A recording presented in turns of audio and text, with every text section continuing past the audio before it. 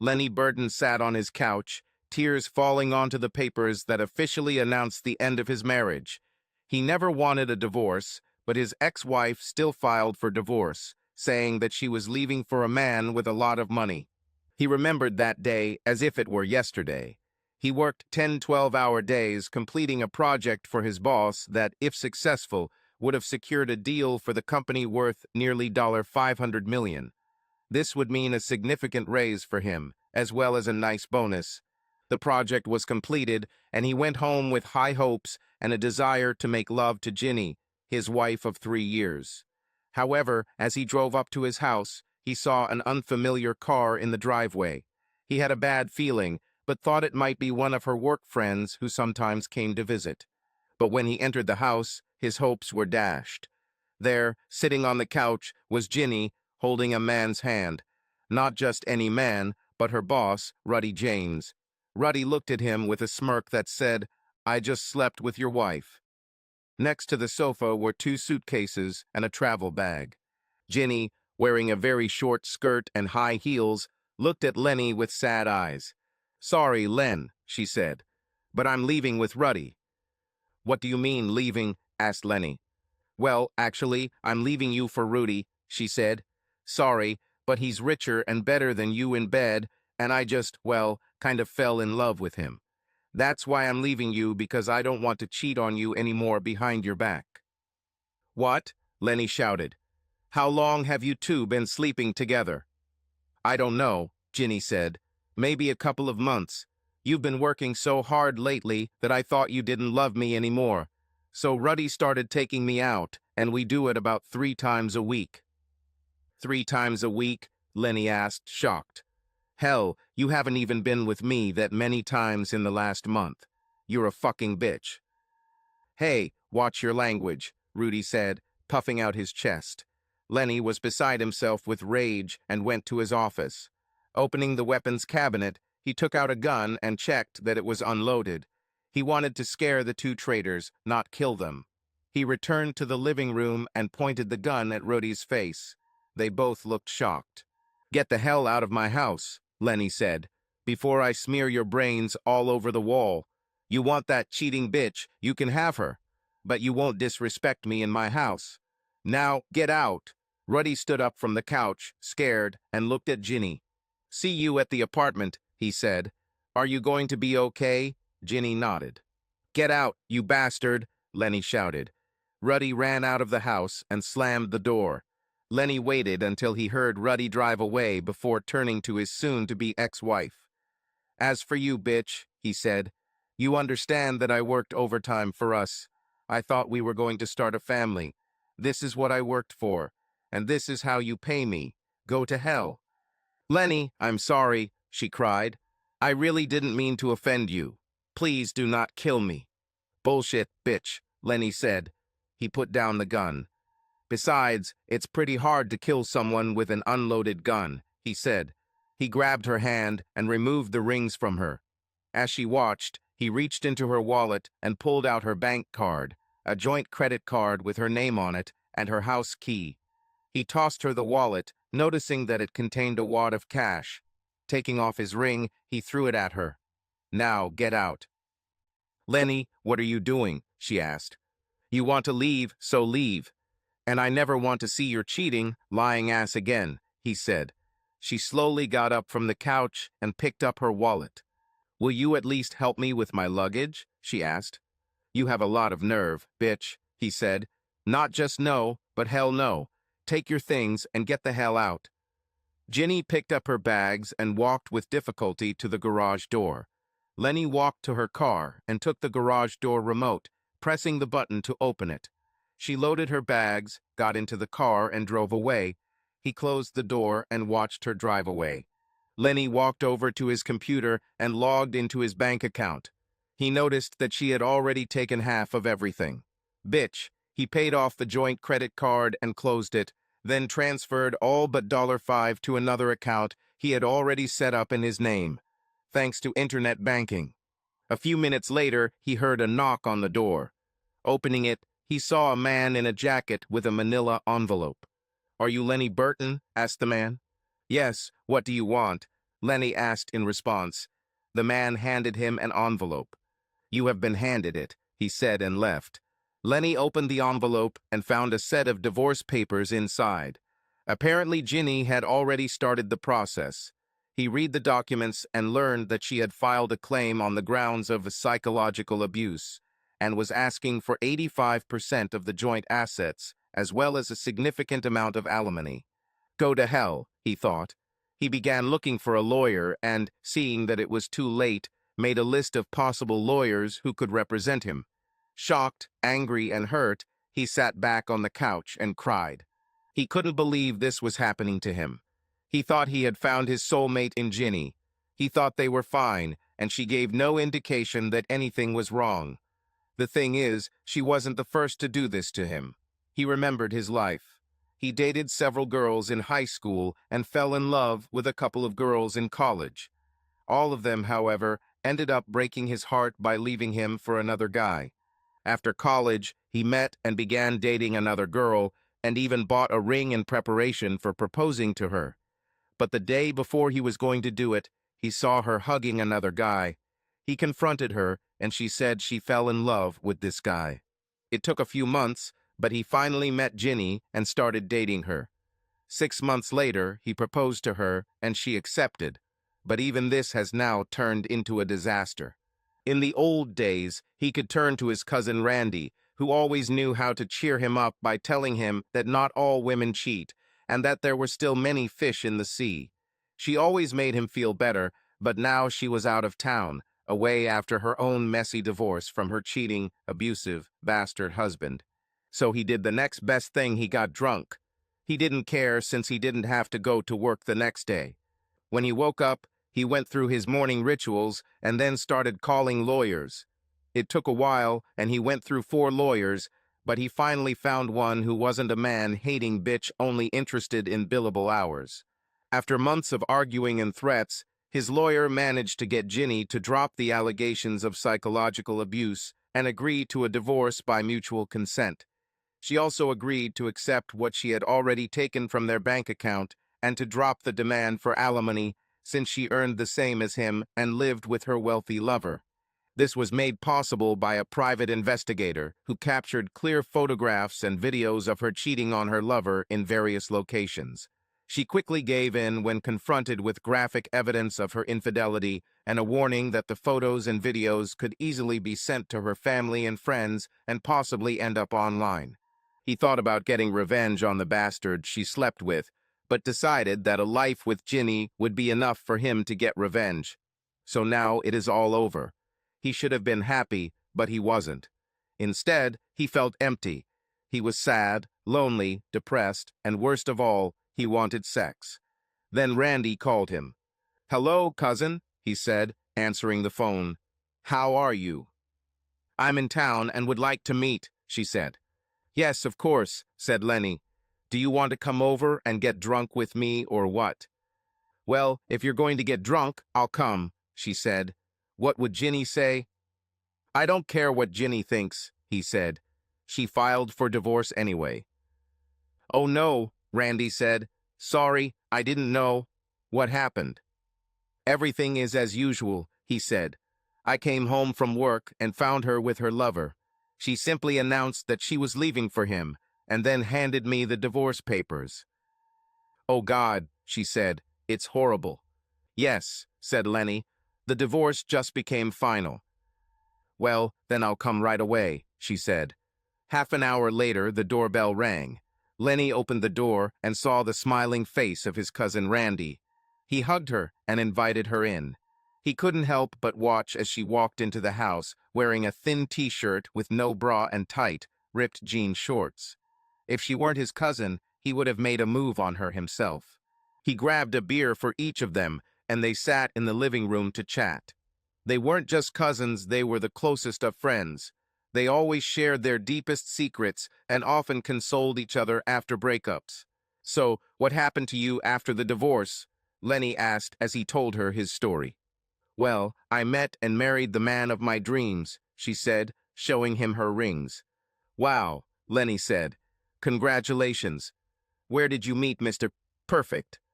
"It's a long story," she said. Maybe they can help you too. Okay, Lenny said. What, is this some kind of dating site? No, she said. I really can't explain it, and I had to sign a confidentiality agreement, so I can't tell you exactly what it is. But I know that they are very selective in choosing their clients, and they guarantee that you will be satisfied. I'm definitely satisfied. How about I call them and see what they say? Maybe they'll take you. Sure, that would be great, Lenny said. How much does it cost? I mean, it must be pretty expensive. It's part of the confidentiality agreement, Randy said. But I think you will find it more than reasonable. I definitely found it. Okay, he said. I trust you. By the way, how long will you be in town? Oh, just a couple of days, she said. I'm here on company business, but I can spend the rest of the time with you if you want. Do you think you can handle it? Of course, he said. You know that you are always a welcome guest here, and it's much cheaper than a hotel room. She smiled. Okay, she said. Then I'll stay here and keep you company. So tell me about your new man, Lenny said. Well, he reminds me a lot of you, she said. Is it true? Asked Lenny. Yes, Randy said. He's a technician like you, and he has the same sense of humor. Do you have a photo of him? Asked Lenny. Of course, she said, taking out her phone. She scrolled through her photos and showed him a photo of herself with her new husband. She looked at the photo, then at her cousin. Oh God, she said. I've never noticed this before. Look at it. She showed the photo to Lenny. He was shocked. The man in the photo looked a lot like him, only with a slightly different hairstyle. Wow, Lenny said. You don't have a twin brother that I don't know about? She asked. No, I'm an only child, said Lenny. You know that. That's weird, she said, shaking her head. Well, you're happy with him, right? Asked Lenny. She smiled. Of course, she said. Happier than I've ever been in my life. Lenny shrugged. Then I'm happy for you. Enjoy, he said. She smiled. I will, she said. Now get your cards out so I can hit you in spades. He smiled and took out a deck of cards. They played cards and reminisced until late at night, leaving all talk about her new husband for later. Randy finished her business and left 2 days later, hugging her cousin before leaving. Remember, keep an eye on your phone and be sure to answer calls from LW. And remember, if they leave a message, call back as soon as possible, she said before leaving. Okay, thanks, Lenny said. He watched her drive away and walked back to the empty house. He couldn't believe how much he missed his cousin. He thought about her the rest of the day and felt lonelier than when his cheating wife left. It was Friday at lunch when Lenny received a call on his cell phone. Looking at the screen, he saw that the call was coming from LW. He remembered what Randy said and answered the call. Hello, he said. Is this Lenny Burton? Asked the man. Yes, said Lenny. And who is it? Lenny, my name is Larry Wilder, the man said. I spoke to your cousin a couple of days ago and was wondering if you were free any time soon. Of course, said Lenny. When would you like to meet? How about today? Larry said. Say 5:30 p.m. Larry gave Lenny the address of an office not far from where he worked. Okay, said Lenny. I finish at 5:00 p.m., so I can be there by 5:30 p.m. Great, said Larry. I'll be glad to meet you. The conversation ended, and Lenny spent the rest of the day looking at his watch. At 17 he finished work and headed to the specified address. He drove up to an office building and walked up to a door that had LW written on it. He opened the door, and the beautiful blonde receptionist smiled and led him into a small conference room. Mr. Bristlewers Wilder will be here soon, she said. Lenny thanked her and sat down on one of the 2 chairs in the room. A minute later, the door opened and an older man in a white medical coat entered the room. He smiled and extended his hand to Lenny, who stood up as the door opened. Mr. Burton, he said, nice to meet you. Please sit down. Let me explain what we're doing here. I know you talked to your cousin. She referred you to us, and I have to admit, I'm surprised at how much you resemble her new husband. Me too, said Lenny. Do you have any idea why? Well, maybe it'll be clearer by the time we're done, Larry said. You might think we're just another company that connects people, like a dating site. In fact, we are much more than that. We guarantee you will find your perfect match. What do you have in mind? Asked Lenny. Are you familiar with the biblical story of Adam and Eve? Larry asked. A little, said Lenny. As I remember, they ran around naked in the Garden of Eden until she ate the apple, and then God kicked them out. Well, there's a lot more to it, and it wasn't an apple, but you're partly right, Larry said. Remember how Eve appeared? Lenny shook his head. His parents took him to Sunday school when he was younger, but he hadn't been to church in years. No, I don't remember, said Lenny, confused. It's okay, Larry said. A lot of people don't remember this part of the story. According to the story, God was not pleased that Adam was alone, without someone to share the garden with, so he put Adam to sleep and removed the rib. God then closed the wound and created Eve from the rib. He brought Eve to Adam, who, according to history, said, "This now is bone of my bones and flesh of my flesh. She will be called woman, for she was taken from man." Because of this, history says, men leave their parents and unite with a woman to become one. It is true that Eve was seduced, and she in turn seduced her husband. They were kicked out of the garden, but remained together for the rest of their lives, which was a very long one, Larry said. And what does this have to do with me? Asked Lenny. That's a good question, and I'm glad you asked it, Larry said.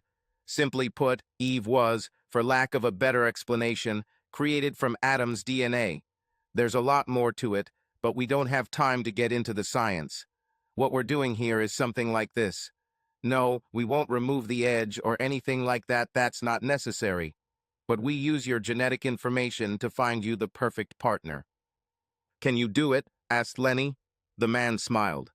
Oh yes, he said, and I guarantee you will be more than satisfied with the results. So how much does it cost, and when can we start? Asked Lenny. Well, said Larry, we're not billing you, and we don't want any money. We have everything we need, but we ask that when the time comes, you recommend someone to us, and we will need you to sign a comprehensive agreement that sets out the terms. As for time, we can start right now if you want. We have already done our preliminary research and have determined that you are a prime candidate for our services and know that you have over 150 days of accrued sick leave, so you can take the time you need. We don't do this for just anyone, you know. How much time will I need to take? Asked Lenny. I didn't know I would have to miss work. It's okay, Larry said.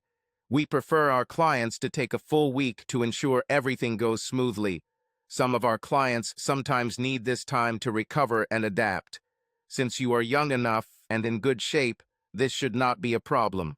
We have already received approval for your leave, but if you do not want to complete the procedure, just say the word, and we will release you from any obligations. Have you received approval yet? Asked Lenny. Yes, said Larry. Your boss, John Smith, said he has been concerned about your condition lately. Your numbers had dropped a bit, and you seemed distracted. He knows you've been under a lot of stress because of the divorce, and he hopes we can help. If you want, I can call him and let him tell you this himself. Please do it, Lenny said. That makes sense, Larry said, dialing a number on his phone. Lenny heard his boss answer a couple of times later. Mr. Chur Smith, hello, this is Larry Wilder. I'm consulting with Lenny Burton right now, and he'd like to confirm that you have approved his leave. Lenny heard his boss say something. Then Larry handed him the phone. John, hi, it's Lenny, he said. Lenny, look, I should have told you earlier, I'm sorry, John said. Listen, I know what you're going through, and Mr. Wilder said he can help. So I approved your vacation. You're a good employee, and I hate losing you for a while, but I'm willing to let you take time off if it helps. Take care of yourself, okay? Okay, boss, thanks, Lenny said. See you in a week or so. See you then, John said. Bye. Lenny looked at Larry. Well, let's get started, he said. Larry smiled. Great, he said. Let's get you registered and get started. Larry took Lenny to the reception area where he was checked in and given a non-disclosure form to read and sign. After completing the paperwork, he was taken to another room, where he undressed and put on a hospital gown. Larry then took him to another room where the nurses collected the samples. He then underwent a series of tests to determine his overall physical condition. He was taken to his room and settled on a bed that was larger than a normal hospital bed. After the nurses finished, Larry came in and sat next to him. The technician entered the room, wheeling a cart with many wires and displays. "Lenny, we'll do some psychological tests, nothing invasive. We just need to get more information. Relax, and the machine will do everything itself," he said. Lenny relaxed, and the technician began connecting wires to various parts of his body. He finished by placing something on Lenny's head that covered his ears and eyes. "Okay, Lenny, just relax," Larry said. Lenny heard him through the headphones in his helmet. "You'll feel a little sleepy. This is fine. Just relax and breathe normally." Lenny fell asleep and suddenly woke up when the technician took off his helmet. He blinked and Larry scribbled notes in his notebook. "How do you feel?" asked Larry. "Seems fine," Lenny said. "What was it?" "The patented equipment we use for hypnotherapy," Larry said. "It helps us get important information about you, your likes, dislikes, and so on. This is important to ensure a successful match. There's one more thing we need to do." "What is this?" asked Lenny. "We will install monitoring equipment to your sleep states at night. I want you to focus and think about what your ideal partner would be," Larry said. "Don't tense up. Let it come naturally. We'll give you something to help you relax and fall asleep." The technician began placing electrodes on Lenny's head when the nurse came in with a cart. After the technician finished, the nurse injected something into his Roman 4 and Lenny began to fall asleep. "Just relax, Lenny," Larry said. "Think about what your ideal partner would be like. We'll take care of the rest." "That's it," he said as Lenny began to fall asleep. "Good night, see you in the morning," he added with a smile. The next day, Lenny woke up feeling refreshed. He had several dreams, but could not remember any of them. He remembered some of them being explicitly sexual, but he couldn't remember the details. Larry walked in as he was finishing breakfast. "How are you feeling this morning?" he asked, looking at Lenny's readings. "I feel really refreshed," Lenny said. "Okay," said Larry. "I see you had several dreams last night. Do you remember any of them?" "Only fragments," said Lenny. "I know some of them were a little sexual, but I can't remember the details." "That's normal," Larry said, looking at the car's logs. "We'll clean this up and let you rest. We'll run some more tests later this morning and schedule a consultation."